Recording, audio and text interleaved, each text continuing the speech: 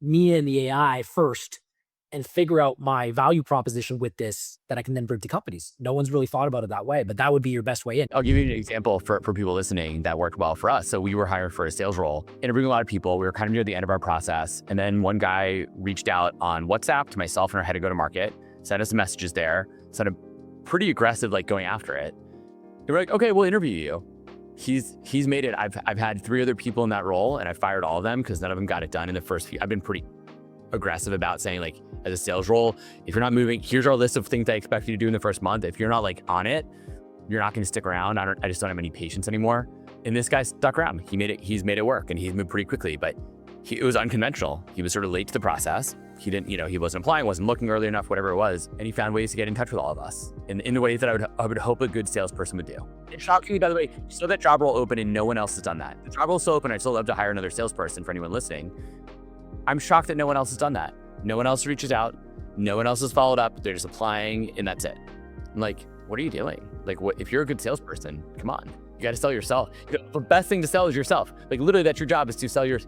If you can't sell yourself, how can you sell my product? The conventional advice that is out there around jobs is just dated. It's like, why do young people not have work? They say, I know that there's some trends that are bucking that now, because you'll see like Salesforce just announced they're hiring 1,000, fresh grads or whatever. Yeah, I think it was Mark Andreessen had tweeted something, narrative violation, which was now the youth unemployment in North America is pretty high. And so, and all these people going to university, they're like nervous about, what they're going to do after university. And it's like, so conventional wisdom says, well, try to get a job, get some experience, and grow from there. But right now, for a lot of the jobs, it's like, I'm not looking to hire somebody with no experience because like AI is kind of handling all that stuff.